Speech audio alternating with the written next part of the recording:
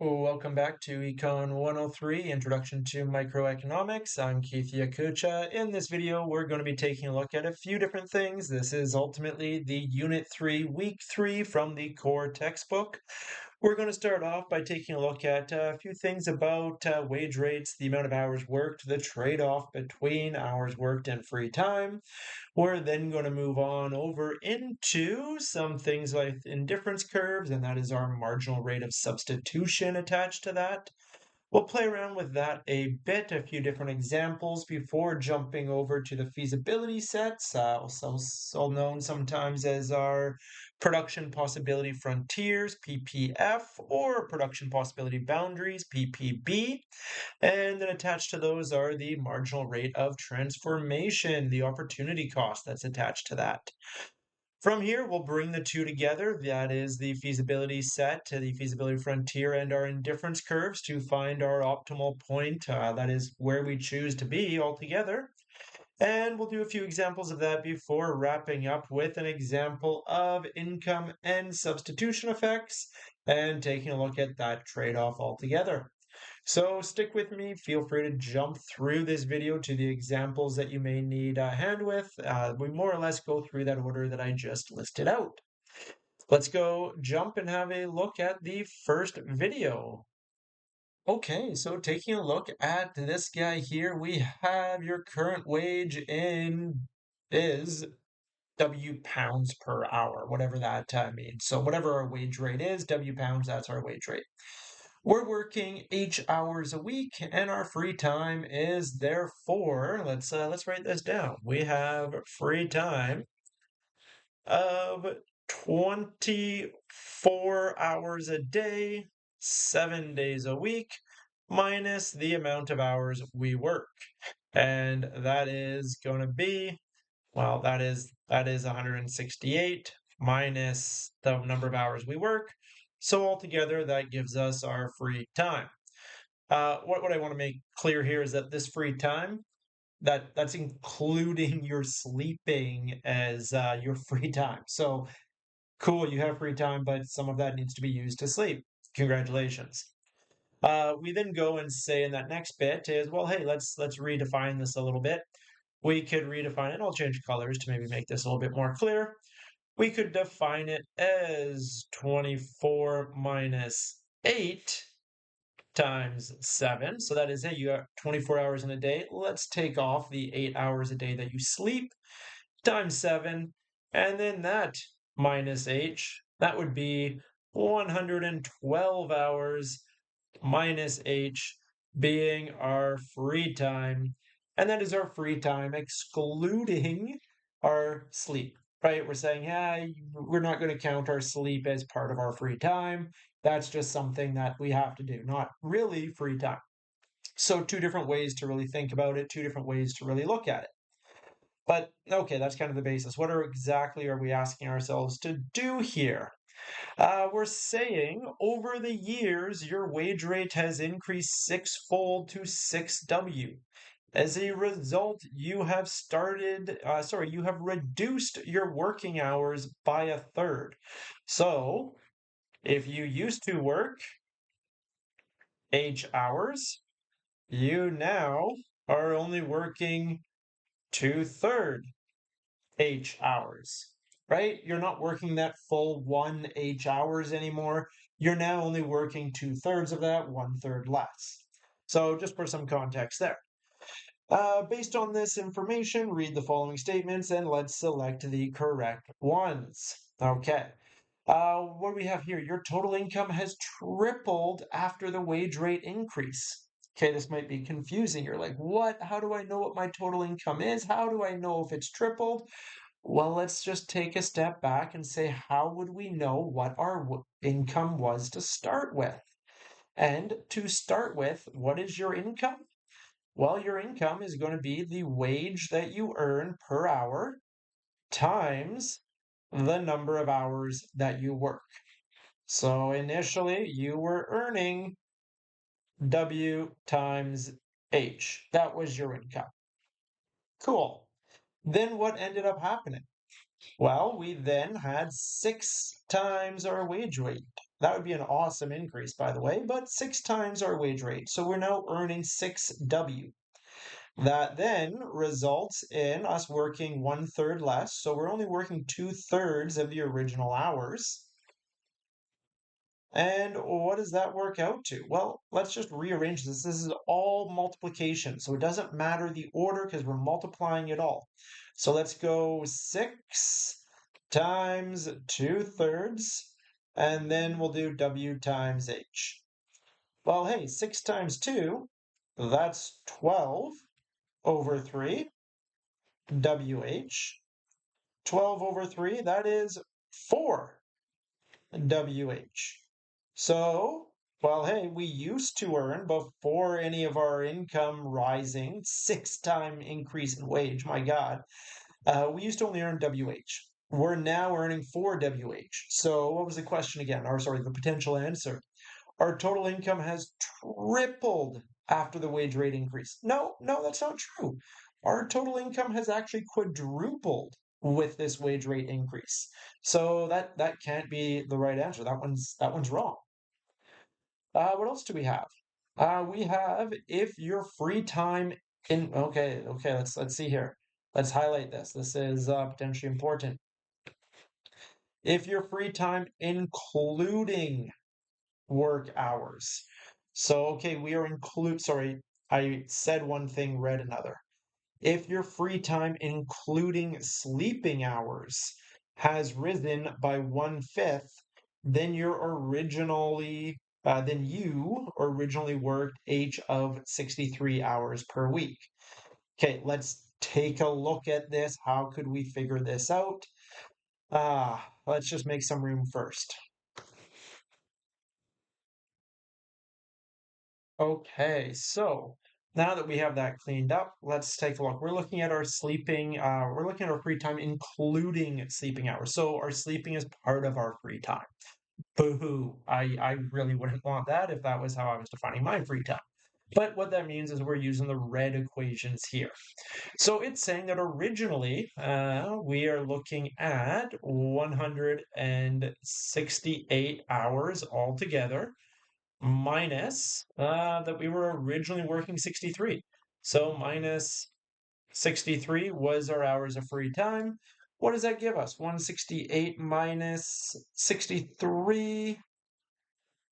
That means that we had 105 hours of free time. Okay. Then we went and said, hey, we changed H to be working 1/3 less. So that is 168 minus 2/3 H. Well, H we said was 63. We're working 1/3 less, so we're only working 2/3 of that original time. And what does that give us? 168 minus 2/3 of 63. That gives us 126 hours of free time. Okay, we're getting there. The question then is saying that we have risen by 1/5. So that is saying that our free time has increased by 1/5. The other way to think of that is that it's increased by 20%. Let's go work that out. We can work that out by working out what this change is. Well, that is 126 minus 105 all over 105. That is, again, we're just doing the formula for percentage change. That is our final minus our initial divided by our initial. So what do we get? 126 minus 105 divided by 105, and that gives us 0.2. Now, one of the things to keep in mind, 0.2 between 0 and 1, that is exactly the same thing as writing 20%. To put it another way, you can test this in your calculator. What's 1 over 5? 1 over 5 is, again, 0.2. So that is to say, yes, this is a correct answer. Let's mark that as one of them. Perhaps there's more. What else do we have? We have if you originally worked 63 hours, then your free time, excluding sleeping, has increased by 50%. Well, okay, now we're excluding sleeping, so now we're looking at the blue equations here. So that is, we're now doing this 112 minus h equals our free time. And we're saying that originally our h was 63 again. Now, you might be saying, hey, Keith, wait, we just said it was 20%. Why are we even bothering when this guy's asking 50%? Well, the reason we're even bothering is because we have a different base for what our free time is.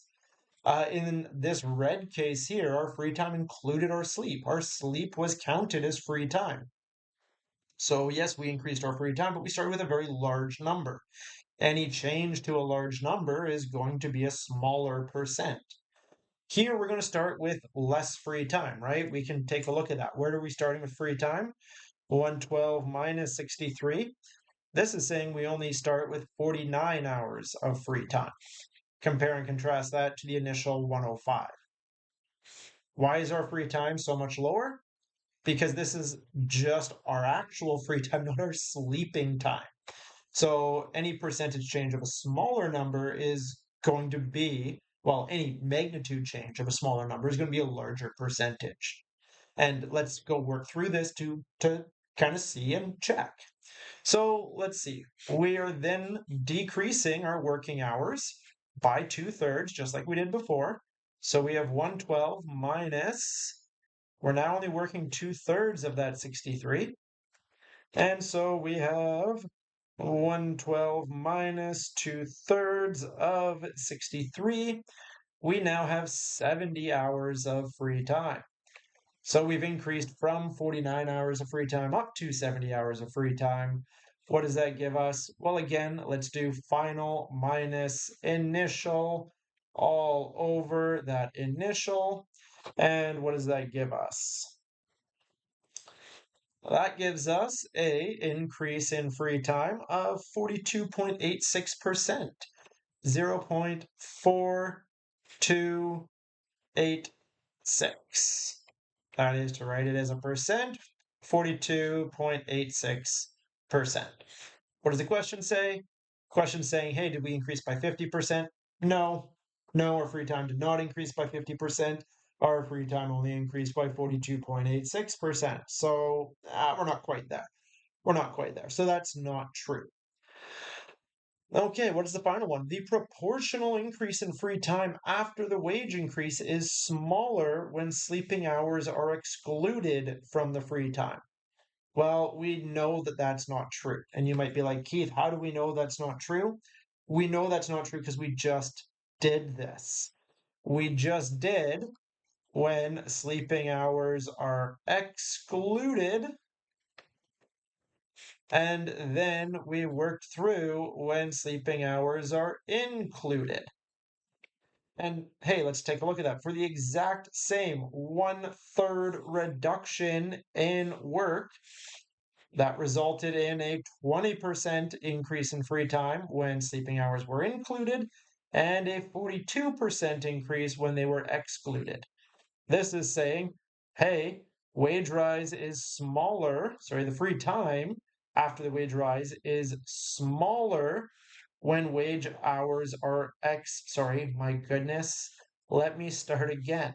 The proportional increase in free time after the wage rise is smaller when sleeping hours are excluded from the free time. And that is just straight up untrue. When we had the sleeping hours excluded, we had the larger proportional increase in free time, not smaller. So in this case here, there we go.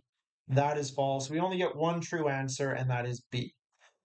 I want to do a quick aside here, just because this is a common stick point that I see all the time, not just here amongst students, but also in broader society when talking to people all together. And that is really what we have as a increase in that percent that it ends up translating into. And that is, let's say that we have an increase. Maybe this is our wages, maybe this is a price, maybe this is a return on investment. and that is we get an extra $1. Woohoo! Our wage rate went up by $1. Well, is that a big increase? Is that a small increase? We don't know without more information. It really depends on where we started from. Let's presume in scenario A that our initial wage was only $1. I'm going to make that, people are going to think, what? That looks like a 7. Let's just make it a line just to make sure we're good. Our initial wage was $1. We then increased by $1. So we now have a new wage, W sub prime.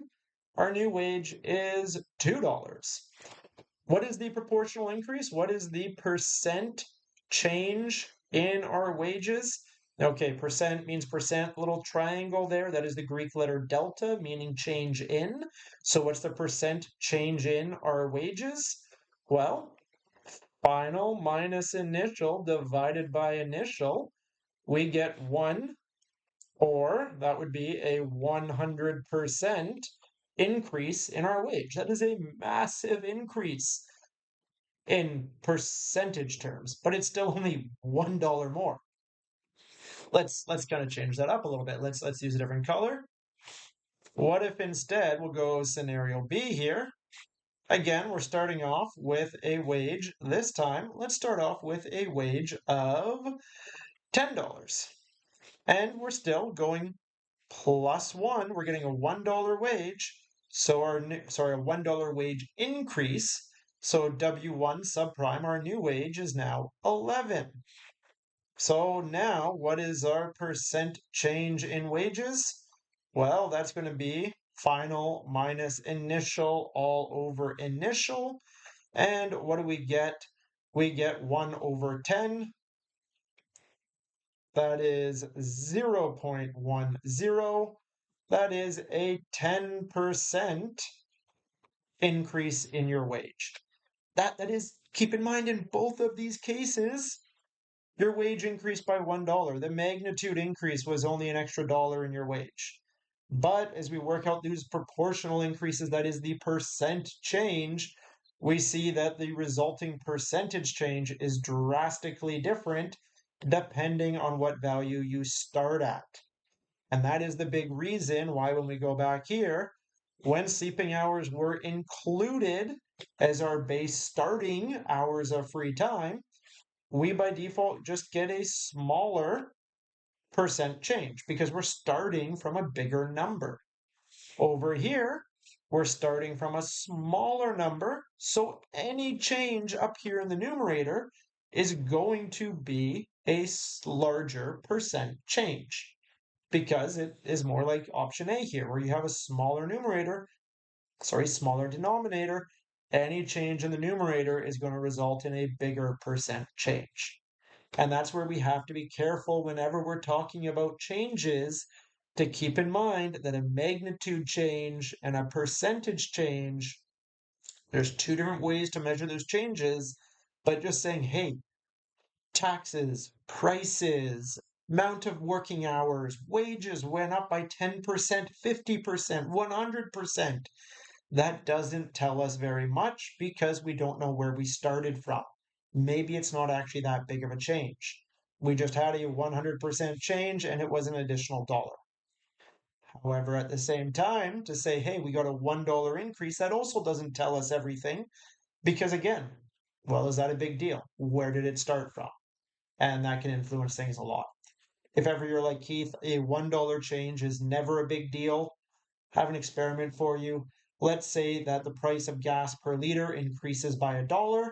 Work out what that percent change is and tell me whether you think that's a big change or not. So sometimes it is. Context really is everything. Probably spent way too long talking about this one point though. Let's go jump over and take a look at our next example. Okay, in this case, we're taking a look at indifference curves. Attached to indifference curves are the marginal rate of substitution. So let's talk through this. Let's take a look at the question itself, and then we'll explain things as we go. So the figure shows the indifference curves for a student where the two goods are their free time and their final grade. So another way to say this is that this student has preferences between their free time and their GPA, their grade point average, their final grade. Based on this information, read the following statements and select the correct ones. Okay, so again, let's just define what is an indifference curve. An indifference curve, and that would be each of those points. I'm going to just grab the laser pointer here. Each of these curves is an indifference curve. And that means along each of those curves, that student is getting the exact same level of happiness, the same level of utility. That is, they are indifferent between any point on any given curve because they're getting the same level of happiness. They're like, it is no different if I am at point A or I'm at point D because they're both on the same curve. If they're both on the same curve, they're both making me just as happy. It makes no difference. It makes no difference where I'm at. That being said, as our indifference curves move up and out away from the origin, that is more happiness that we get. That is the happier that we are. And as our indifference curves move down to the left, we become less happy. One of the things I really want you to know about happiness, about utility, is that it is an ordinal unit of measurement. What an ordinal unit of measurement means is that all we can discern is the order. We know that 5 happiness is more than 4 happiness, but we don't know how much more happier 5 is. This is important because let's say that we have utility, that is our measurement of happiness, of 4, whatever that means. And for something else, I get a utility of 2. I'll kind of do a subscript there. That's utility 1. So that's my happiness I get from something else. All I can say is that this good, whatever that is, we'll call that utility naught, U naught of 4. This one makes me happier. Sometimes people are going to get into this and they look at numbers and they just presume that all numbers fit our ratio definition of numbers. And they'll say, oh, U naught makes you twice as happy as the utility we get from U1. And you might be looking at that and go, well, yeah, Keith, 4 is twice of 2. So clearly, utility of 4 is twice the utility of 2. Well, unfortunately, we can't do that with ordinal units of measurement. All we can say is that 4 is more than 2. We can't say how much 4 is more than 2, just that 4 is more than 2. That's it. That's all we can say. Think about it like clothing sizes, right? And women's clothing sizes. 0, 1, 2. A clothing size, if you have a clothing size 2, you're not twice the size of clothing size 1. It's just a larger clothing size. Same idea with happiness here. Okay. A little bit of backstory, don't know if that's needed, but it's an important aspect as we think about utility and indifference curves. Let's go work at the questions. Let's go take a look. I'll just erase this to get started. Okay, so the first one, at point A, the student is willing to give up 34 grade points for 5 extra hours of free time. That would be their marginal rate of substitution. Marginal rate of substitution is the change in the vertical for a change in the horizontal.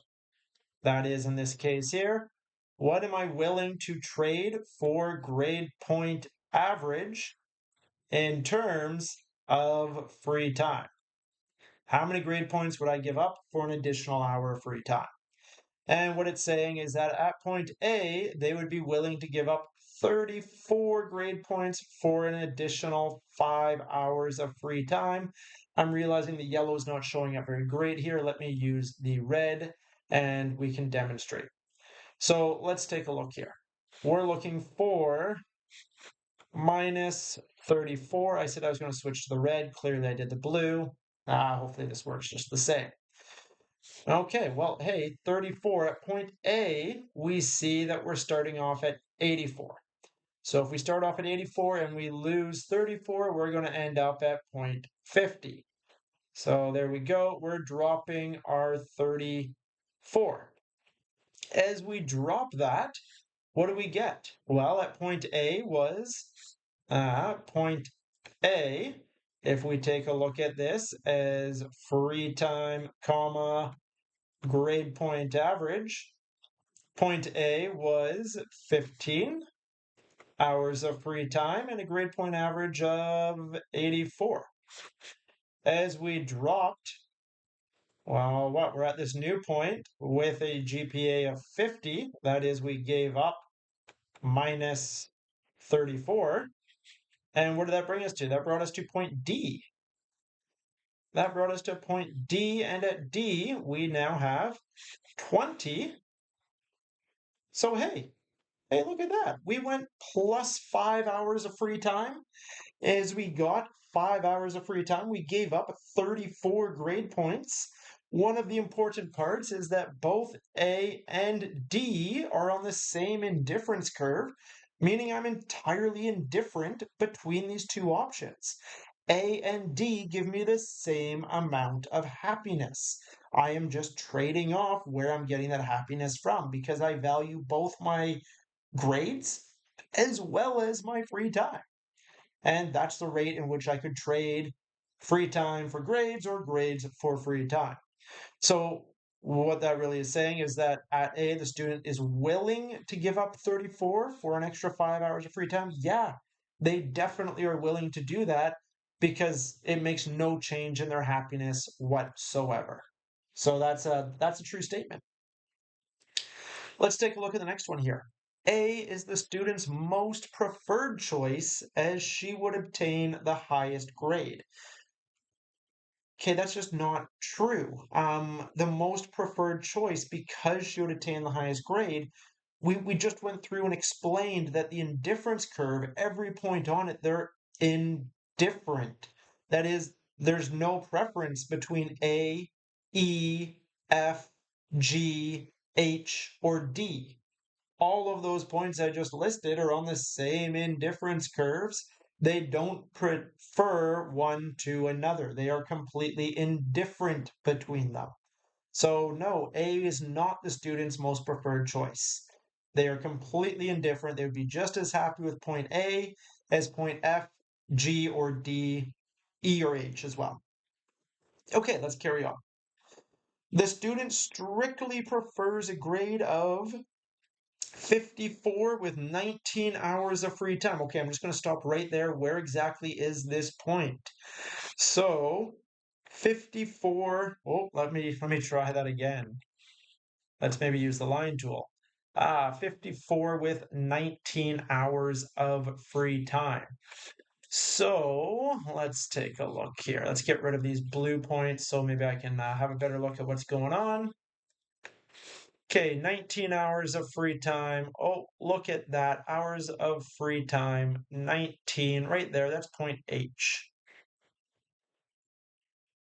Okay. And for first 50, oh, hey, look at that. That's 54 right there too. So it's entirely saying, hey, student prefers point H with 54 and 19. So that was H. Prefers H to a grade of 67 and 18. Well, okay, let me not do the same mistake. Let me just start off by taking a look through here. Do we have anything with a grade of 67? Oh, here we go. 67, but F is only 17 hours of free time. So that is, here, can we zoom in a bit? Maybe this would make it a bit nicer to see. Oh, look at that. Okay. So what we just did is we said, let's maybe use green. Let's use green. Why not? Okay, so we just said F is 60. That was a GPA of 67 at F and 17 hours of free time. Okay, well, Again, they're both on the same indifference curve, so they would be entirely indifferent between H and F. But let's keep in mind, this here, grade of 67 with 18 hours of free time, that is not point F. Point F is only 17 hours of free time. So that is the point that they're talking about. With 18 hours of free time, that is actually to the right of F here. That is going to be something maybe like that. I'm hoping you can see that point there. Maybe it'd be better if I used red, even though I was using red for H. There we go. Something like that. We could call that point there F prime. What I want you to notice, and again, I'm just going to zoom in. What I want you to notice there is F is up to the right of our existing indifference curve. That is, if we were stuck between, hey, do I pick H or F prime? F prime makes me happier. I'm going to pick F prime every time because it's a higher level of utility. That is not on this existing indifference function. It is up to the right. So F prime would make me much, much happier than H. So that being said, let's go back to the actual question. And everything's going funny. Let's bring us back all together. Okay, what was it? We would prefer H to this new one of F prime. No, that's not true. We just said F prime is making us happier. It is up to the right of our existing indifference curve. We would want F prime if at all we could. So, not true. We do not prefer H. Final one there. What do we have? If at B, okay. Oh man, I've made a mess of this. Let's clean this up and start again. Okay, there we go. Okay, if at B, where is B? Let's use red. There's B. Okay, so that's a lower indifference curve, so we're typically not going to want that if we have any of those options. If at B, the number of free hours is 10, then the student is 50% happier at A than B. Okay, look at this. This is something we were just talking about at the intro, where it is saying, hey, look, A and B have the same GPA, but if B is 10 hours, B is 10 hours, and A is 15, because we'd be getting the same GPA, but 50% more hours, well, we must be 50% happier. Again, no, no, no, no, no, no, we cannot say that. All we can say is that A is on a higher indifference curve, and so point A makes us happier than B. How much happier are we at A? I don't know. Just happier. I get more happiness. I cannot say the percentage increase in happiness. I cannot say how many times more happy I am at A than B. All I can say is that I am happier at A. That is all that we can say with that. So out of that, the only option, the only correct answer is that first one. And that is at A, we have our marginal rate of substitution of 34. That is, we move from A to D, we'd be willing to give up 34 grade points in order to get an extra 5 hours of free time, maintaining our happiness. We're no happier, but we're no sadder either. We are the same happy. So I'd be willing to do that and maintain my happiness. Okay, we'll have a few of these. Let's go take a look at another one. Okay, more indifference curves. Let's take a look at what's going on with this guy. So the diagram shows the student's indifference curve for the hours of free time per day and their final grade. Same kind of idea, but please don't fall into the trap that it has to be that, right? Instead of preferences between free time and final grade, you could have preferences between burger and beer. And you could be saying, hey, given the amount of money I have, how many burgers do I buy versus how many pints of beer do I consume and buy, I guess, first.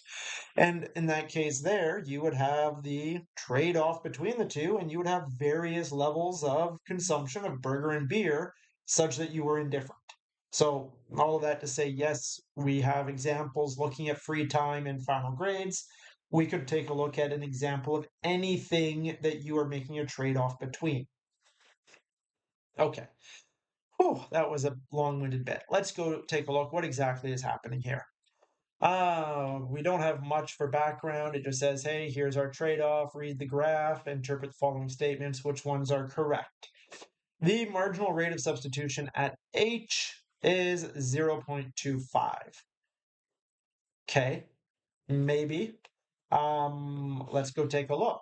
Again, what is the marginal rate of substitution? Marginal rate of substitution is the change in the vertical, how much of the vertical we give up to get +1 of the horizontal. So in our case here, the vertical is final grade, so I'm just going to call that GPA. What is our change in GPA? To get ±1 of free time. Okay, so in order to figure that out, this is actually not too bad. We have at H, and again, let's just write this. Same idea, typical way, x comma y, free time, comma, GPA. That is horizontal, comma, vertical. At H, we have 19 hours of free time. Let me now erase that. And although we have 19 hours of free time, we get a grade point average of 54. Okay, it's saying, hey, our marginal rate of substitution is 0.25. So let's figure out what our trade-off is at a very near point. That would be D, pretty close. At D, we get 20 hours of free time. So hey, +1 hour of free time. But how many grade points did we give up to get that? We went from 54 down to 50. So that is, we went -4 GPA to get +1 hour of free time. We have a marginal rate of substitution of 4, not 0.25. We have a marginal rate of substitution of 4. So that guy, that is false. That is not true. We can ax that guy out. The next one, the marginal rate of substitution is higher at D than A. Okay, right away I can say this is wrong. But how do you know that, Keith? Well, again, what did we just say? We said marginal rate of substitution is the change in y over the change in x. What else is the change in y over the change in x? That is mathematically, we are referring to our slope. What I can do is take a look. Keep in mind, if I get a steep slope, this is going to be a big number or a big marginal rate of substitution. If I have a very, very shallow slope, well, that shallow or flat slope is going to be a smaller number or a smaller marginal rate of substitution. So all I have to do then is just take a look at, well, those 2 points. So what are we looking at? D and A.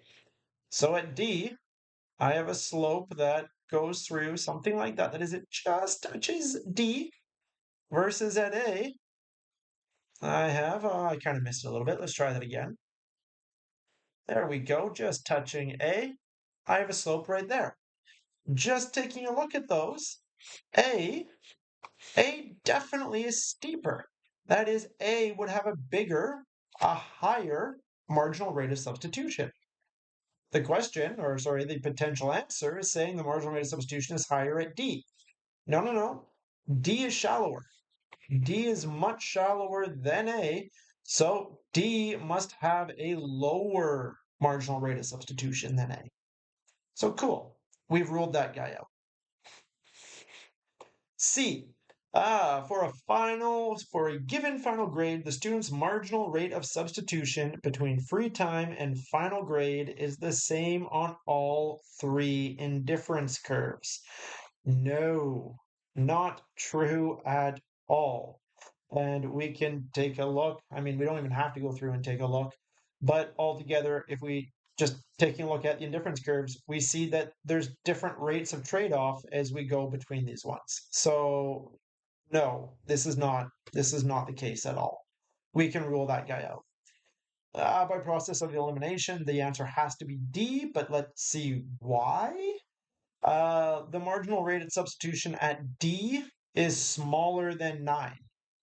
Well, okay, hey, we actually know that to be true because what did we just say at point D? As we move from D to H, we got a marginal rate of substitution from 4. So yes, that was H to D. D to wherever to the right is going to be something as well, but ballpark, those slopes are going to be pretty similar to 4. So yeah, I can be pretty confident that the MRS at D is smaller than 9. We're going to say that is our answer. That's the one that we are going with.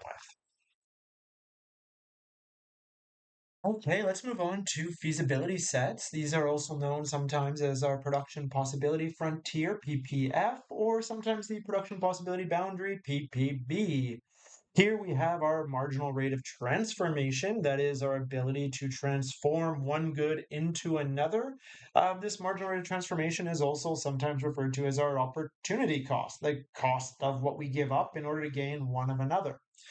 Just like with our marginal rates of substitution, our marginal rate of transformation, that is our opportunity cost, is still just the change in y for a change in x. That is typically how much y do I gain or lose for a unit that is a plus or minus 1 change in x. In this case, we're still dealing with the trade-off between final grades and free time. So we're saying, what is the change in our GPA for a change in free time? Okay, that being said, well, let's go take a look. The feasibility set, really, this is coming back to us from our production function. That is the whole average product of labor that we were looking at in the previous unit, unit 2. The idea being that, hey, as you throw more and more and more hours of studying into something in a day, you get diminishing returns, and at some point, you may even hit a plateau. Keeping in mind, if this is hours of free time a day, so if you have 24 hours of free time, you're not studying at all. However, if you are increasing the amount of time that you are studying, that is moving towards zero free time, your grade is increasing as you do so till you hit a maximum point, and at some point you have your maximum achievable grade, irrespective of the amount of time you spend studying. You've kind of hit your ability limit. Okay, bit of backstory. Let's go take a look at this and see what we have as possible answers. Maybe let's read the question first. The following diagram is the feasibility set of a student showing the combinations of her final grade and the hours of free time per day. Based on this information, let's read the following statements and select the correct ones. Okay, point A, whether the student let me start again. Whether the student would choose A or B depends on her preferences. Well, not quite. B would always be up and above, would be a better scenario altogether, but is not obtainable. So really, uh, you couldn't choose B. B isn't even possible to be obtained. It is beyond her feasibility set. So we don't even have to worry about B. So we kind of know that's not true. At A, the student can obtain a grade of 81 for 14 hours of study. Well, let's just take a look at that. Let's just make a line. So at A, we have, oh, I don't even need to do that. It's right here. At A, we have 81 and 14. But oh, wait a minute. That's a bit of a tricky question. It is saying for 14 hours of study. No, no, no, no. This is for 14 hours of free time. If you have 14 hours of free time, for this to be true, that would have to say 10 hours of study, 14 hours of free time. What a tricky question. So no, so first one false, second one false. Let's move on. Point C would never be chosen over point A. Well, okay, where do we have that? There's point A. There is point C. We actually can't say that. I mean, this is really the case where it depends on her preferences. If she has more of a preference for free time, she may choose C in a lower grade. If she has more preferences for a higher grade, she may choose A. So we can't say that. That's a F as well. F for false. I mean, process of elimination, this leaves us with the last one here. The marginal rate of transformation increases with the higher number of free hours. So again, change in Y over change in X, marginal rate of substitution, our opportunity cost, just like when we're dealing with marginal rate of substitution, this is our slope. And once again, steeper slope, bigger number. Shallower slope, smaller number. What do we see? The MRT increases, so increases meaning getting steeper with the higher number of free hours. Well, let's take a look at this. Hours of free time. That's pretty shallow slope. I'm not even touching, but you get the idea. Pretty shallow. We go to C. Well, that's getting steeper. We go even farther. So as our hours of free time increase, our marginal rate of transformation is getting bigger and bigger and bigger. Well, what that means is we have to give up more and more and more of our GPA in order to get an additional hour of free time. Or the alternative way to think about it is every time we give up an hour of free time, we get a lot of grade point. We get a lot of transformation as we give up free time. We transform that into a much, that's not the right word. As we give up our free time, we get a significant increase in our GPA altogether. So that is out of those four, the answer to that is D, the last one there. Yes, through process of elimination, but also as we've shown with our marginal rate of transformation being the slope, the opportunity cost. Well, let's take a look at the next one. Okay, here we're going to bring the two together. So we have both a feasibility frontier as well as our indifference curve. So we're going to take a look at the marginal rate of transformation. We're also going to take a look at the marginal rate of substitution. And we're going to take a look at all of that, bring it together, and figure out where we end up on this curve. I'm also going to do some explaining and hopefully some background bit as well. And I'll fit that in either where I can or maybe at the end. Let's read the question. This figure shows a student's feasibility frontier and her indifference curves for the following exam grade. We'll again just refer to that as her GPA and hours of free time per day. Based on this information, read the following statements and let's select the correct one. First of all, the student prefers D to C as D is on the feasibility frontier. Okay, again, let's get back to prefers is based off of her preferences. Her preferences are then going to feed into her happiness, her utility, based off of the indifference curve. What we see is that those 2 points, D and C, there's D, there's C. Sure, D is on the feasibility frontier, C is not, but they are both on the same indifference curve, meaning she is indifferent to D and C. She does not prefer one to the other. Completely indifferent. They both give her the same level of happiness.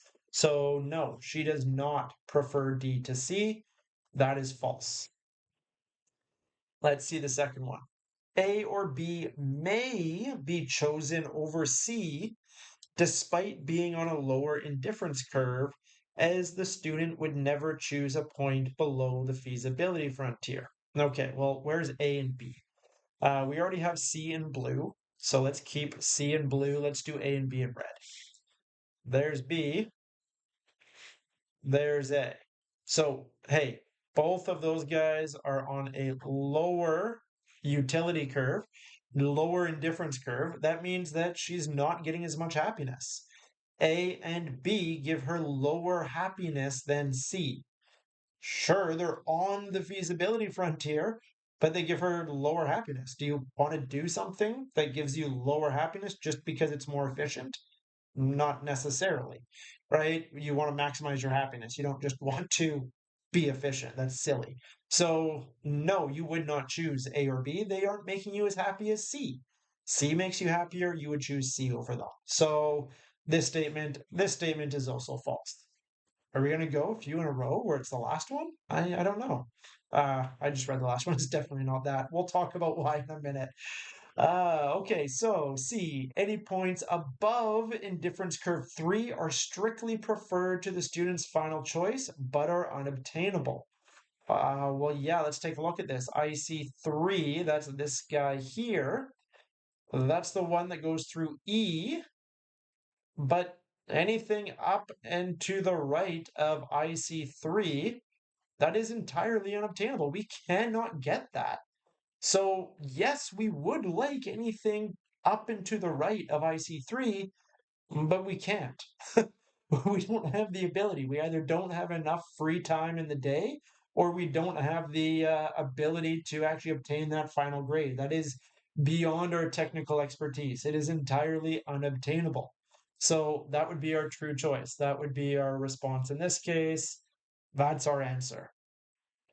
Finally, kind of gave this one away. The student should try to obtain the highest grade as possible. No, not true.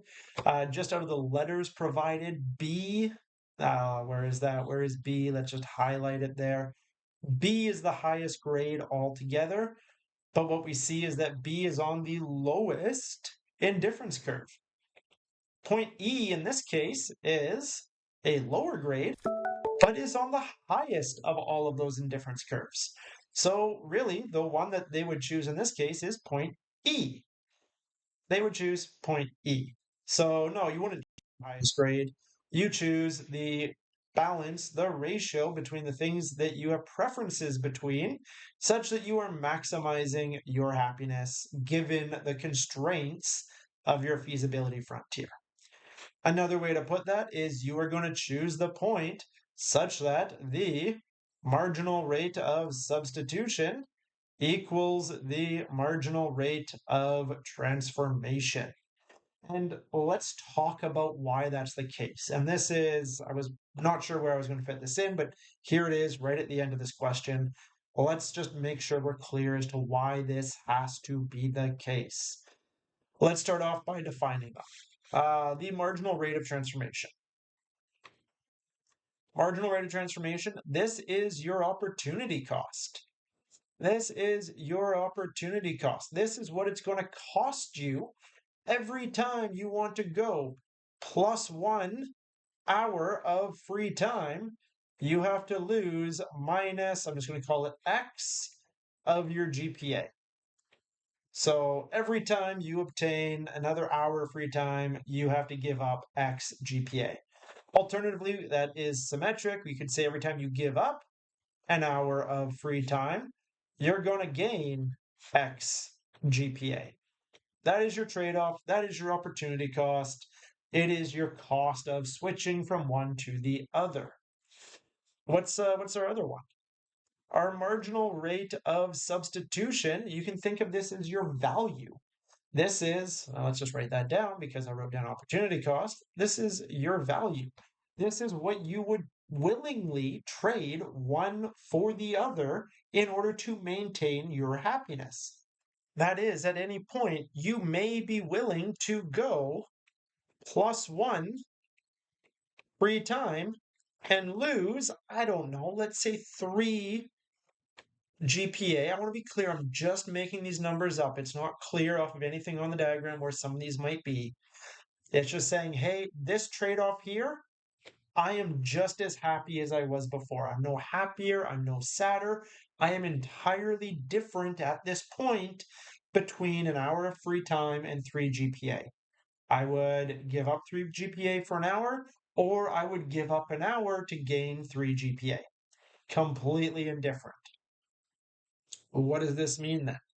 Well, let's take a look at a scenario.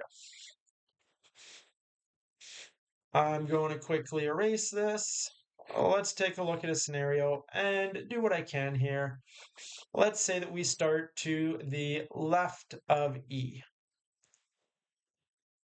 Okay, so if we're starting to the left of E, where I've highlighted it there in that red line, some hours of free time, maybe that's 18 hours of free time and a GPA of 60. I'm just eyeballing what those numbers might be. We could write them down. There's 18,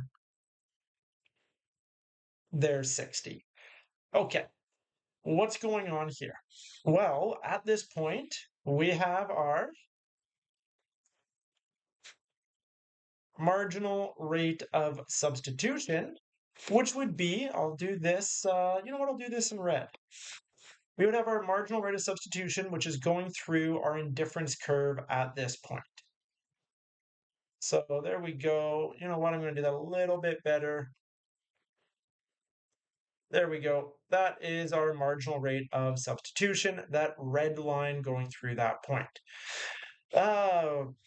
In this case here, right, that marginal rate of substitution, it's fairly steep.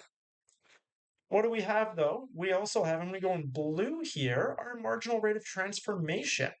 And maybe I need to zoom in so that we can see this for a second. Okay, so off of our indifference curve, we were right there. That is our marginal rate of substitution passing through our indifference curve. But this hours of free time of 18 is only that point there. I ran out of space on my pad. Let's just keep going. That marginal rate of transformation only brings us to that point. That is, we were only right there. That is, if we draw that line, get that marginal rate of transformation, we get a, let's do a little bit better than that. There we go, just touching. We get our marginal rate of transformation. Marginal rate of transformation. Well, what I want you to take away from looking at those two is that the marginal rate of transformation is shallower, it is flatter than our marginal rate of substitution. That is, let's zoom back out, let's play with some made-up numbers, and let's see what that means altogether. Give me a second to zoom out and reorient. Okay, now that we're zoomed out and reoriented, we could, like we said, have our marginal rate of substitution, that is our relatively steep line, and we then had some marginal rate of transformation, that is relatively shallow. That would translate, if we want to just use this in math speak, that our marginal rate of substitution is larger than our marginal rate of transformation. Okay, I've probably lost most of you. Let's give this some context. Let's go and say that we have a marginal rate of substitution of 3. Why 3? Because that was just the number that I used right above us. So let's say that our marginal rate of substitution was 3, and that means that our marginal rate of transformation is something less than 3. Let's just make up a case. Let's say that it's 1. That is, we're trading off 1 GPA for 1 hour of free time. That is our point with where we're at. Okay, what does this mean? How are we going to reconcile this? Well, what it means is that to keep my happiness, to stay just as happy as I am, I would be willing to give up 3 GPA to get plus 1 hour of free time. So I would be happy. I would be willing to give up 3 GPA. For me, I would be just as happy. 1 hour of free time to me is worth 3 GPA. However, here's the bonus. Although this is what I'm willing to do, so we can think about it that way. Maybe that helps. Maybe you could think of the marginal rate of substitution as your willingness, what you are willing to substitute one for the other. So I'm willing to give up 3 GPA. I've said this so many times, but I really want this to stick. Willing to give up 3 GPA. However, your marginal rate of transformation says you only have to give up 1 GPA to get an hour of free time. Well, okay, that should be pretty clear that that's a pretty darn good deal. You are willing to give up 3 GPA to obtain an hour of free time, maintaining your happiness at some fixed level of happiness. But although you're willing to do that, you're capable of trading GPA for free time at a rate of 1 to 1, significantly better. So what should you do? Well, you are willing to give up 3 GPA. You only have to give up 1 GPA. Give up GPA. Go and do more free time. So increase your free time. As you increase your free time, what ends up happening? Well, as we increase our free time, we've seen this with some of the other examples, as we move to the right, our marginal rate of transformation, it begins to get bigger because the slope starts to get steeper. However, our marginal rate of substitution begins to get smaller because the slope begins to get shallower as we move to the right. So that is, initially we're like, yes, more free time. I'm willing to give up 3. I only have to give up 1. More free time, more free time. But as we give up more and more and more free time, these two begin to approach each other, marginal rate of transformation climbing, marginal rate of substitution falling, until they are one and the same. And when they are one and the same, you no longer have an incentive to go one direction or another. No matter where you go, you're going to end up either more value or higher cost. So it doesn't make any sense. When you're at this point, this is exactly where you want to be. You have no incentive to move from here. You're stable. This is our equilibrium, so to say. Okay. Hopefully that made a bit of sense. Let's look at it from the other perspective.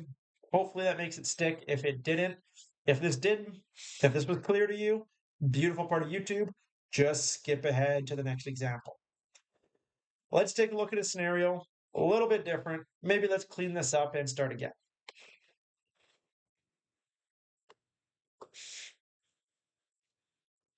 Okay, in this point, I want to pick somewhere to the right of E. So something like this. There we go. I don't need to give it numbers, but maybe it's something like 22 hours of free time and 55 is your GPA. I'm not sure. I'm just making up those numbers just to kind of somewhat fit the context of the graph. What I want you to have is your takeaway, though, is on the indifference curve, and I'll do this in red. Passing through that point, we would have our slope, and we see the shape of that. Then, passing through our feasibility set, right about there at that number of free time, that's our feasibility set. So that's going to be, let's try to do a bit better than that, get that to fit a bit better. There we go. Something like that. So again, what exactly does that mean? What I want you to see is there would be our marginal rate of transformation. There would be our marginal rate of substitution. That is, our takeaway in this case is that the marginal rate of substitution is less than our marginal rate of transformation. That is shallower, right? Red is my MRS, blue is my MRT, steeper slope, bigger number, shallower slope, smaller number. So we have a smaller marginal rate of substitution. Again, let's just make up some numbers. I'll pick different ones to hopefully alleviate any confusion. Let's say that our marginal rate of substitution is 4 and our marginal rate of transformation is 6. Again, what does that mean? That is the rate at which we can trade our GPA for free time. So in each of these cases, I would be willing, in order to maintain my happiness, keep the same level of happiness, I'd be willing to give up 4 GPA to get plus 1 hour of free time. However, if I want an extra hour of free time, this is telling me I have to give up 6 GPA for this free time. I'm not going to lie to you, that sucks. You'd be willing to give up 4 for free time, but if you wanted that free time, you'd have to give up 6. That's a cost that's a lot greater than your willingness. So should you do it? Should you get that free time? No, the cost is greater than what you were willing to pay for it. So don't do that. But hey, we can go the other way. We can go the other way. You would be willing to get 4 GPA to give up 1 hour of free time, right? All we've done is we've moved the sign instead of saying, hey, let's give up 4 GPA for plus 1 hour. We're just saying, hey, let's get plus 4 GPA if I give up an hour. And this is saying, hey, yeah, actually, if you do it in that direction, you actually get 6 GPA if you give up 1 hour of free time.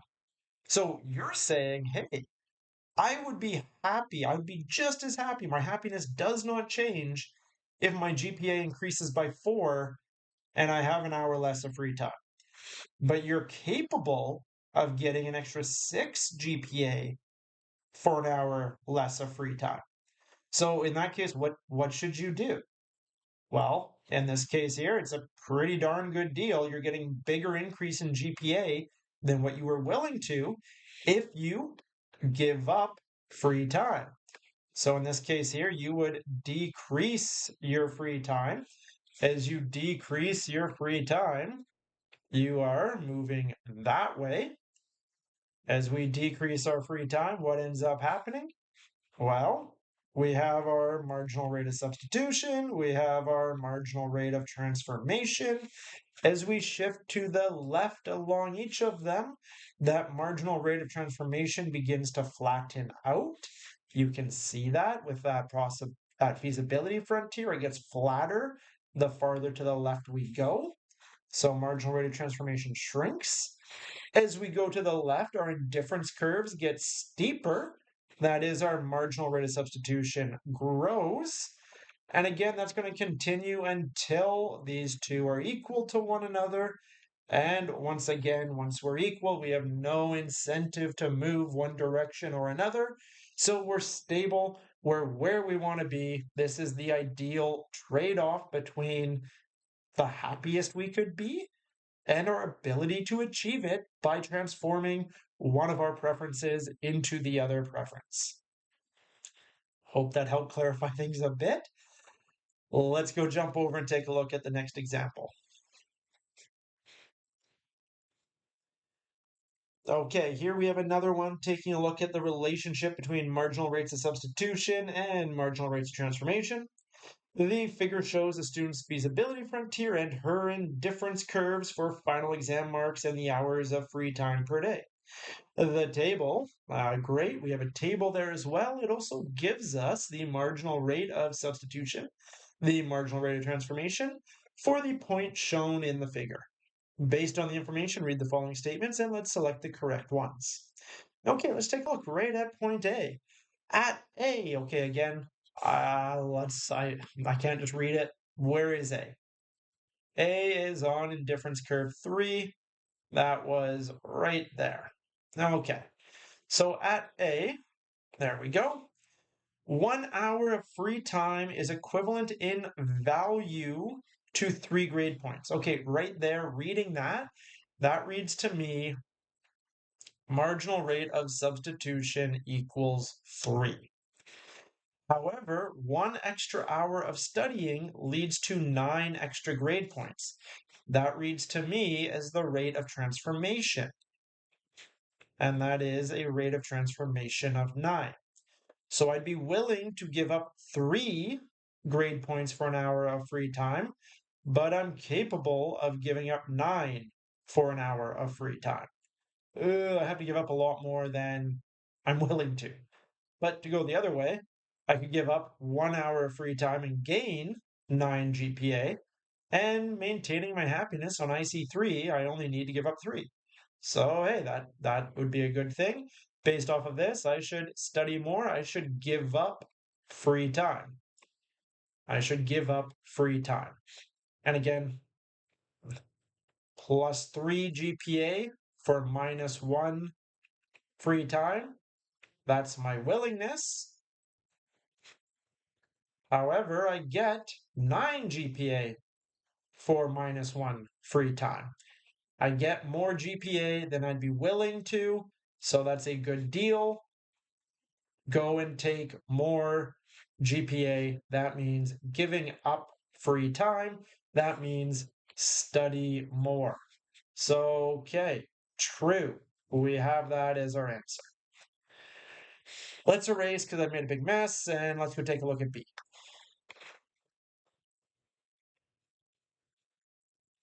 Okay, at B, where the heck is B? B is up here. Okay, there's B. At B, 1 hour free time is equivalent to 2 grade points. However, 1 extra hour of studying leads to 20 extra grade points. Okay, again, as I'm reading this, an hour of free time is equivalent in value to 2. I read that as our marginal rate of substitution is 2, and our marginal rate of transformation we have as 20. Is that true? Well, take a look at that. That's that's actually not at all what it says. This here is saying our marginal rate of substitution is 20 and our marginal rate of transformation is 2. Opposite of what this statement is saying. Beyond that, is this table actually correct? Well, let's take a look.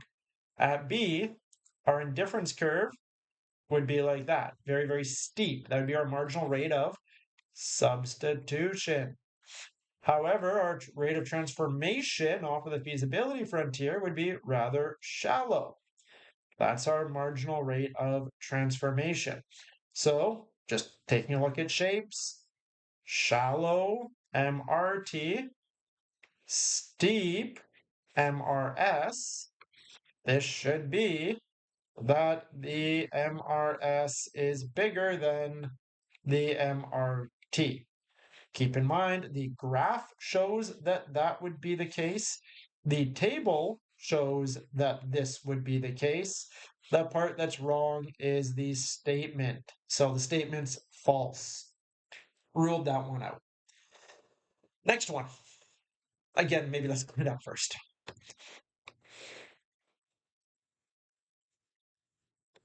Okay, at D. Where the heck is D? D is right there on IC2. Okay, at D, the marginal rate of transformation of 4 means if she gives up all her free time, she can attain 60 extra grade points. Okay, wow. How do I even start where this can't be correct? Okay, first reason why it can't be correct. Let's just take a look at D. At D, I don't even need to know what that value is. This is 57, that's 90. I could even be really, really low and say that that is 80. If she gives up all her free, actually look at that. It's in the table. I wasn't too far off, but I don't even need to know that. What it says is that if she gives up all her free time, she can obtain an extra 60 grade points. Well, hey, an extra 60, that would bring us above 100. Does that even make sense to you? Can you get that much of a grade above 100? Not really. So right away, I'm like, yeah, it doesn't really pass the smell test. Something's wrong here. Probably not right. The other big one is even if that was the case, even if she had a marginal rate of transformation of 60, which doesn't, but even if does, had that right here, it changes as we go along. And so as she gives up her free time, the marginal rate of transformation flattens out eventually to 0. So marginal rate of transformation changes throughout the whole thing. No, that's not true at all. That's a big F, big false. Let's take a look at the last one here, E. Cleaning up again. Okay. At E, the marginal rate of substitution matches the student's marginal rate of transformation. Okay, first of all, is that true? At E, yeah, look at that. MRS equals MRT. Those two are equal, meaning we're happy, we're where we should be. We shouldn't move at all. Okay, let's finish reading the question or the statement. Therefore, she should exchange 1 hour. I don't even need to read it. No, she should not exchange anything. She's already where she ought to be, where MRT equals MRS. Saying exchange free time for grade points. No, she's already at that point where she's the highest she could be, the highest happiness given her feasibility set. This took place where MRS equals MRT. She should not exchange anything. So this is false. The only true one, the only true one was our first one there, A. The rest of them, the rest of them false. Let's carry on. Here we have another one with feasibility sets. We don't even have indifference curves going on. We're just playing around with the marginal rate of transformation just to isolate this part to evaluate it. What do we have here? The following diagram is the feasibility set of a student showing the combinations of her final grade and the hours of free time per day. Based on this information, read the following statements and let's select the correct ones. Okay, so we have our table, A, E, C, and F. That is the ones on the feasibility set. We're not including D, we're not including B. Okay, let's read the ones. Points A and C are on the same feasibility frontier. Okay, A and C are on the same feasibility frontier. Good so far.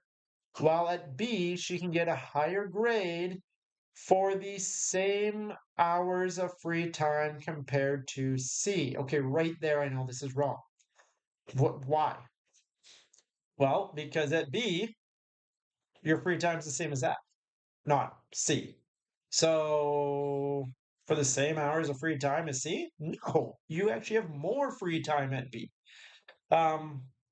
So there we go. We have our false statement just in that statement. So it has to be wrong. Then therefore the student will choose B. The student can't choose B. It's unobtainable. It's beyond the feasibility set. So altogether, that's just false for more than one reason. Well, number B, letter B, second option. At D, the student is able to obtain a higher grade, but where's D? Okay, here we go. At D, the student is able to attain a higher grade but has less free time compared to C. Okay, that is true. D has a higher grade and has less free time. Okay. Whether she would choose C or D then depends on her preferences. No, false, would always choose C to D because you could not get an indifference curve passing through D that couldn't have a higher indifference curve that you could obtain by being on your feasibility set. Doesn't matter how I draw an indifference curve passing through D there, no matter what that indifference curve looks like, A, E, C, F, all would have higher utility, a higher indifference curve, so I would never choose D.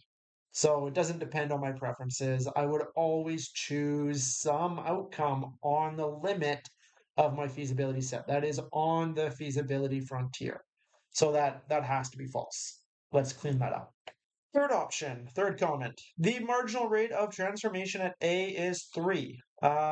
Yes, we said marginal rate of transformation can also be thought of as our opportunity cost, the rate at which we give up one thing for the other.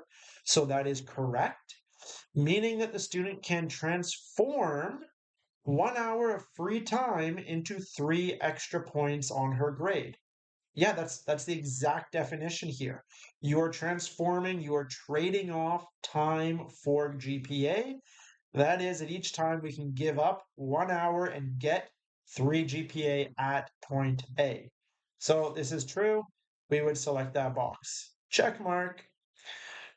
Okay, final one. Let's see, maybe we got 2 correct answers in one of these. At C, okay, where is C? C is over here on the frontier. The student can study an extra hour. Okay, so if I study an extra hour, I am, oops, going the wrong way. Free time. If I'm studying an extra hour, I'm getting less free time. I would be dropping down to 18. Okay, so I could study an extra hour and attain a grade of 50 for 20 hours of free time.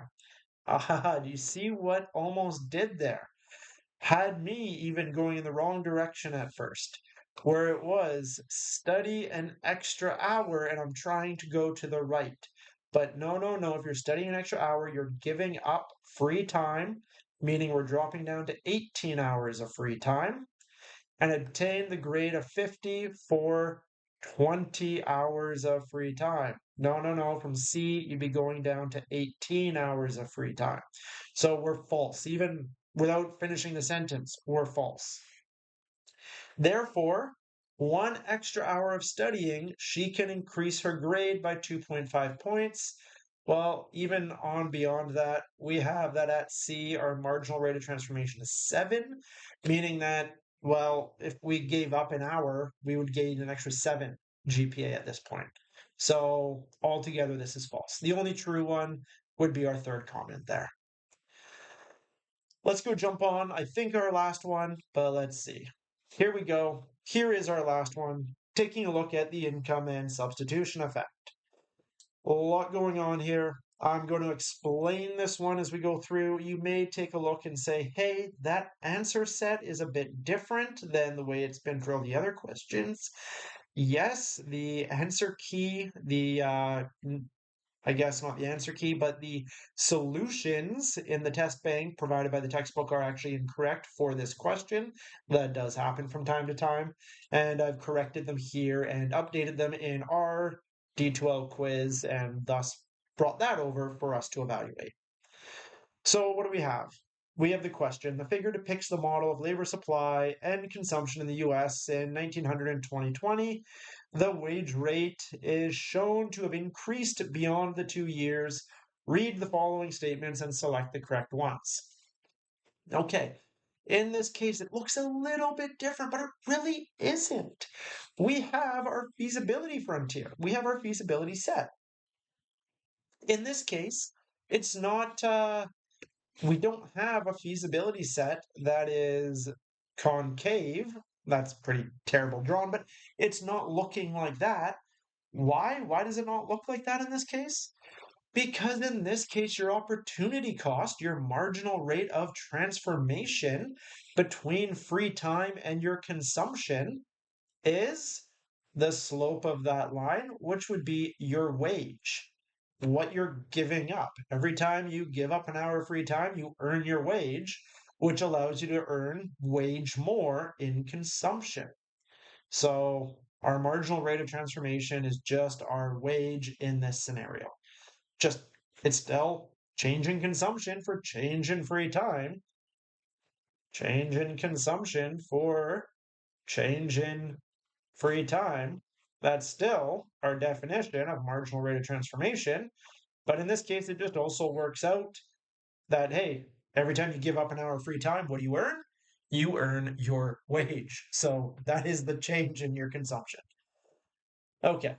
That being said, where do we start? We start off at point A here, and then we have a change. What I'm seeing as that change is that our wage rate, our marginal rate of transformation, our feasibility set is going from that initial line, rotating out to the right to this new line. Why is it rotating out to the right? Well, steeper curve means bigger value. This is our marginal rate of transformation or our wage.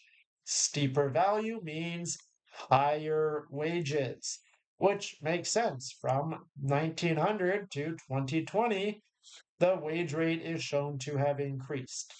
So rotate it out. Reason why it has to rotate out and not just shift upwards, you can't buy more than 24 hours of free time, right? You're just giving up free time. You can buy more and more consumption, so that rotates, but that stays fixed at that point there. Great. Well, let's go work through all of this all together and see what's happening, and I'll kind of walk through, explain as we go, kind of like I did with the setup.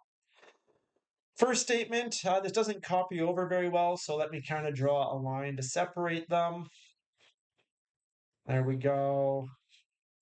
There we go. And there we go. 4 statements altogether. So first statement, the substitution effect corresponds to the steepening of the budget constraint, and this is represented by the move from A to D. No, A to D is the overall effect. So let me come back to that. I think I'll be able to explain it as I work through the rest of these questions. And I think if I try to explain it in this first one, I'll just end up getting all the outcome. So I'm going to try to let that suspense build, maybe trust the process and see what the next one is. The income effect corresponds to the parallel shift in the budget constraints outward due to the higher income. This is represented by the move from A to, let's use blue for this, from A to C. Yes, this is exactly what that is.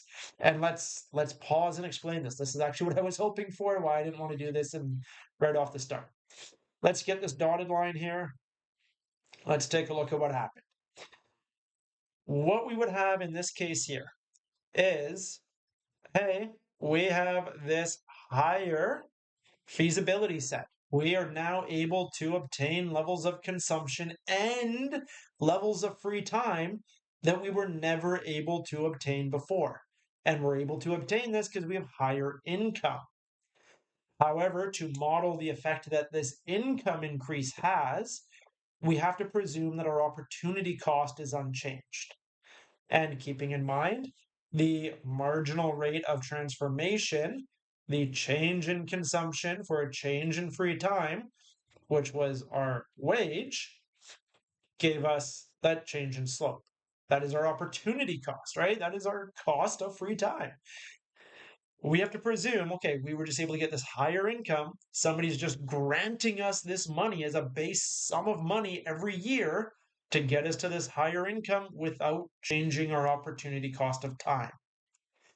If that is the case, so we just get this grant, boom, we have higher income. That's where we originally were.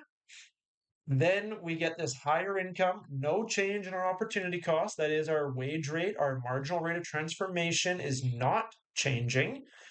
Just our income is. So same opportunity cost of time. A to C there, that effect there, that is what we refer to as our income effect. And so in this case here, the income effect has resulted in an increased purchasing of free time. It has also resulted in an increased consumption, right? As A goes to C, we've increased our consumption altogether. So the income effect, positive, we are buying more free time. We're also buying more consumption. So that explains that guy there. That is B.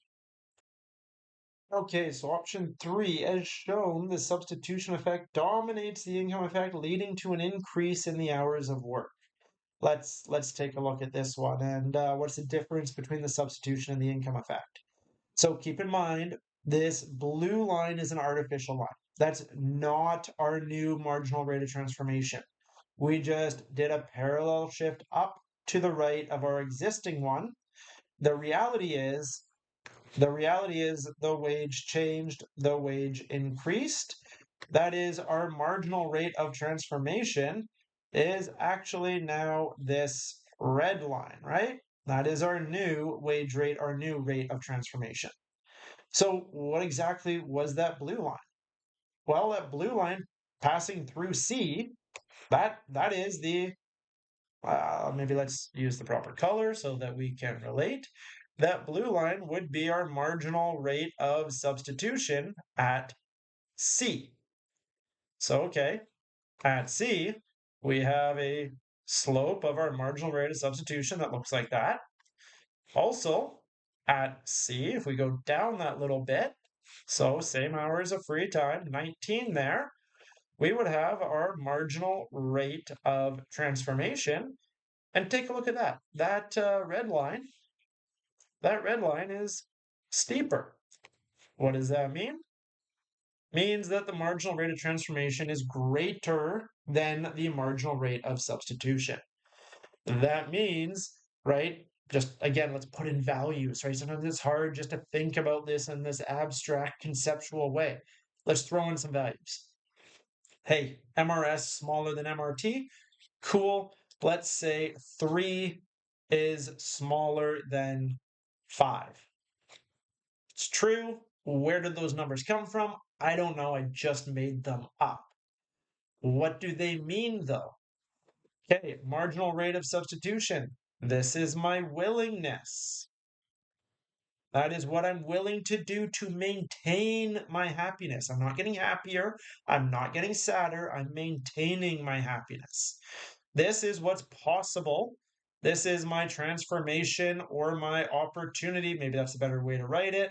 That is my opportunity cost, my cost of the action. So what I'd be willing to do, what my cost is. Okay, the way that we've written this is I would be willing to get $3 of consumption to give up 1 hour of free time. I would be willing, or sorry, my opportunity cost, however, is 5 consumption for 1 hour of free time. So while I'd be willing to get 3 consumption for an hour of free time, the reality is that I can get 5 consumption for giving up an hour of free time. That actually sounds much better than what I'm willing to do. I'd be happy just getting an extra $3 of consumption, but I'm capable of getting $5 of consumption. So go and do more of this one, more of the greater one, which means I should give up free time. If I give up free time, that means that I am moving to the right towards D. As I move to the right towards D, well, what ends up happening? My marginal rates of substitution, I'm moving along the indifference curve. See how the indifference curve is getting steeper? So my marginal rate of substitution is growing. My marginal rate of transformation, a little bit of a trick compared to where we've been in the past. Marginal rate of transformation is a line. That is, the marginal rate of transformation is just my wage. My wage is unchanging, so my marginal rate of transformation is unchanging. So I would just keep moving. I would give up free time, give up free time, give up free time until my willingness for extra consumption for free time is one and the same as my ability to transform free time for consumption. And I would move, in this case, from C to D. And we would call that, let's drag that guy down and then up just so that we can compare the two. We would call that movement all together. That is this going to show up properly? That's not too bad. That is our substitution effect. From C to D, that is our substitution effect. And we see that the substitution effect dominates the income effect. That is, while the income effect said, hey, let's increase our free time, let's decrease our hours worked, the substitution effect dominated it, leading to an increase in the hours of work. And we see that in a decrease of free time. If we have less free time, it's because we're working more. So the overall effect was A to D, where we started, where we wound up, but that is decomposed into its two parts. The income effect initially increasing some of the free time, or substitution effect decreasing that free time. So, okay, all that to say, yes, that is one of our answers. Next one. If Americans had different preferences, they might have responded to this wage rise by increasing their free time. I mean, yeah, exactly. Had Americans valued free time more, then that income effect could have been the one that won out. If that income effect was the one that won out, then we would be seeing more free time and potentially more consumption as well. So it's only in the case where, in this case, the Americans don't value their free time as much. It's not where their preference is, that they were more than willing to give up that free time for higher levels of consumption. What the big takeaway is here, again, what were the steps?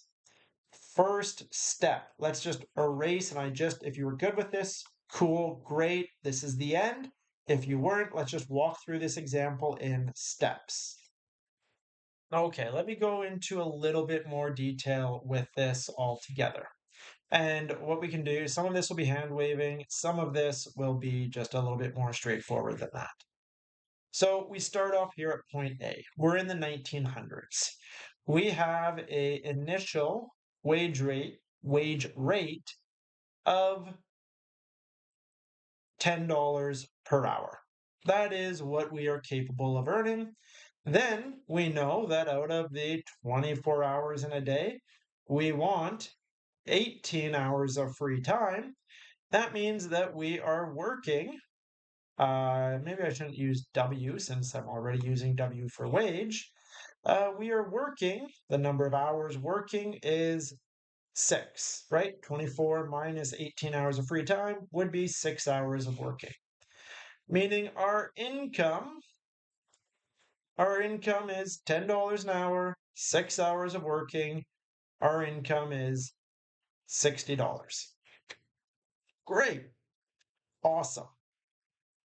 Now, let's suppose that we get a pay raise. And we don't know where exactly this pay raise is, but let's say that we have this new wage.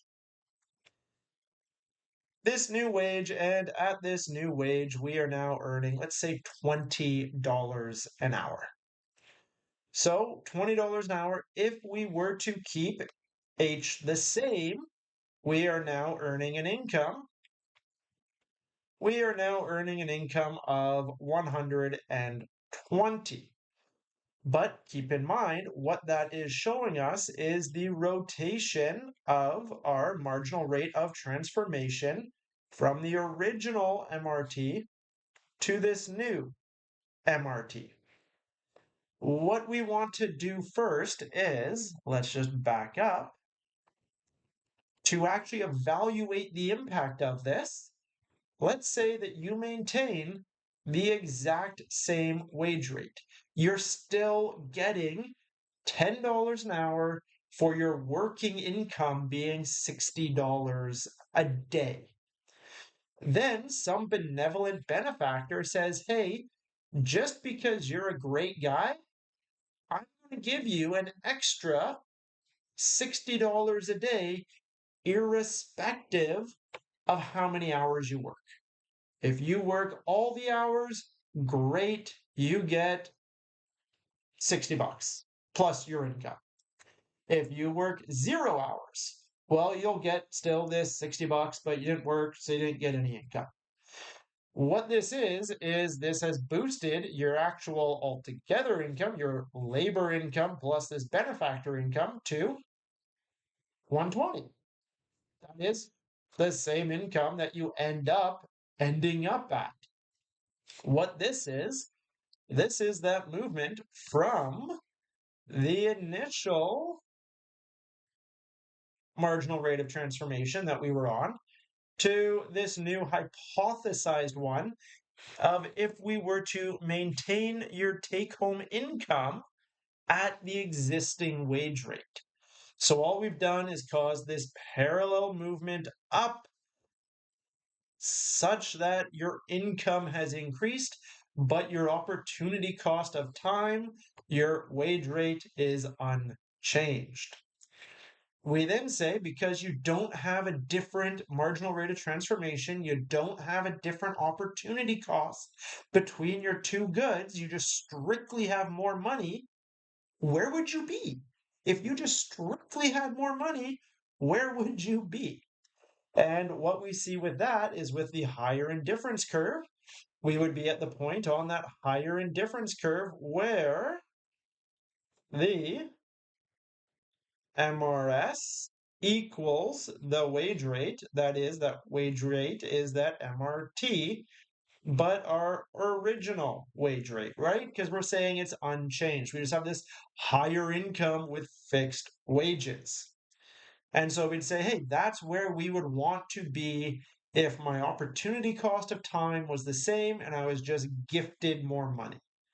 That is what we can see is that if we were just gifted more money, yeah, we would increase our consumption from A to C, and we would also increase our free time from A to C. But unfortunately, that's not all that happens, right? We have different incentives.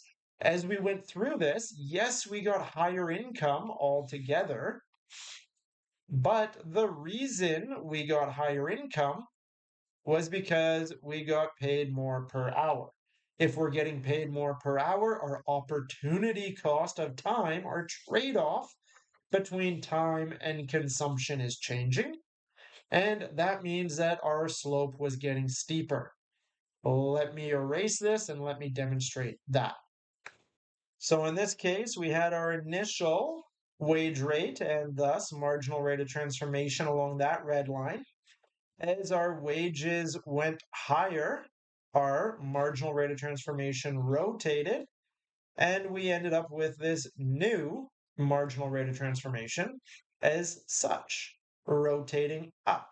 Still, our income increased to 120. That's how we're still on this same indifference curve. We're able to obtain this higher rate altogether. But now, because of our changing opportunity cost of time and consumption, where if it was just an income effect, we would have ended up at C. But with that income effect just bringing us to C, we would see that the MRS is pretty flat versus the MRT at that point being pretty steep. And as a result, we would be incentivized to give up free time to buy more consumption, and we would begin to move from C to D, and that is as we substitute between our two goods in order to equate the marginal rate of substitution and the marginal rate of transformation. Again, just to touch on what these two mean, the marginal rate of substitution, this is your willingness or your value. The marginal rate of transformation, this is your cost. So right now we are getting a marginal rate of substitution that's less than our marginal rate of transformation. Again, if I just put values to that, let's use different values than we did last time. This would be 10 and 15. And again, that would mean that I'm giving up $10 to gain 1 hour of free time. I'm giving up $15 to gain 1 hour of free time. That is, in this case here, my willingness, my substitution, I would be just as happy. My happiness would be unchanged if I could buy free time for $10. However, the reality is it's going to cost us $15 for an hour of free time. So I'm only willing to pay $10, but it's going to cost me $15. Do I want more free time? No, I do not. I do not want more free time. So let's think about it a different way then. I could get an extra $10 of consumption if I give up an hour of free time. So again, it would maintain my happiness to have $10 more of cookies and lose an hour of free time. Then I am capable of buying $15 worth of cookies for that lost hour of free time. So I'd be willing to maintain my happiness, buy $10 of cookies in exchange for an hour of free time, but I'm capable of obtaining $15 worth of cookies for an hour of free time. Do I give up free time for cookies, for consumption? Yes, we do. we give up that free time because we get a better deal than what we value it at. So we start to give up free time. As we give up free time and we shift to the left, we are moving along that indifference curve and the marginal rate of transformation. But again, that marginal rate of transformation is a linear line, so the slope is unchanged. Our marginal rate of transformation is fixed at our wage. So as we decrease our free time, the only thing that's changing is our MRS. Our marginal rate of substitution is getting bigger. If that's getting bigger, well, then the two are approaching one another, and we will continue to give up free time until the value of that free time is the same as my ability to transform it, at which point I'm optimizing, and at which point we are at D.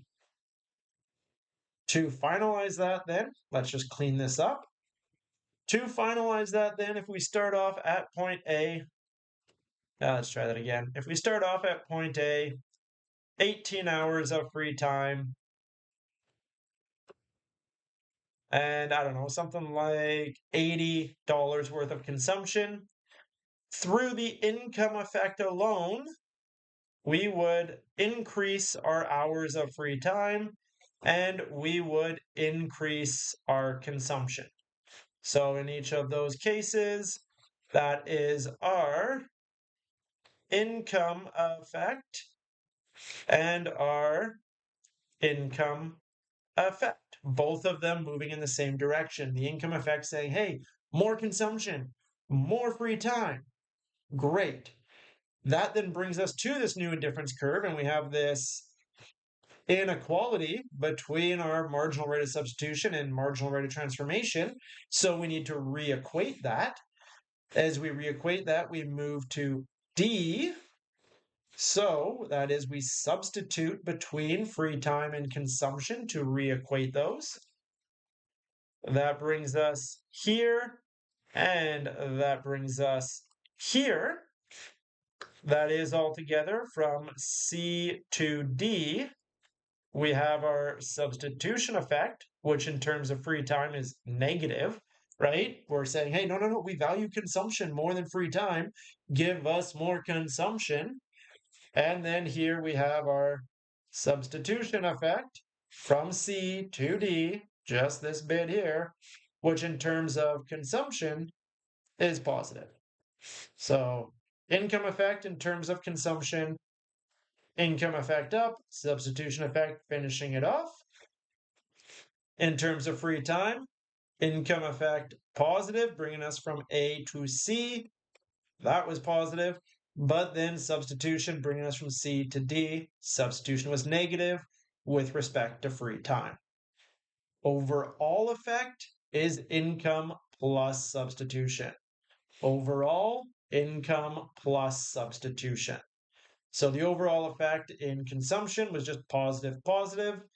The overall effect in terms of free time was a positive for income being dominated by a negative substitution effect.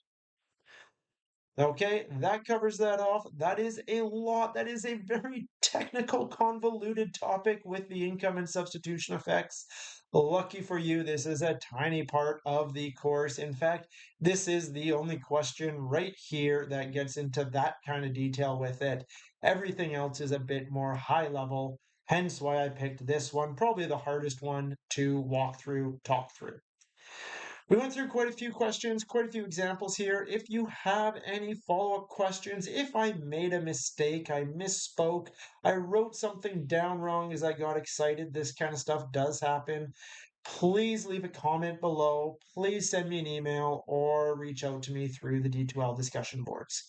Thanks. Next we'll do Unit 4, which will be next week's video on game theory. We'll see you then.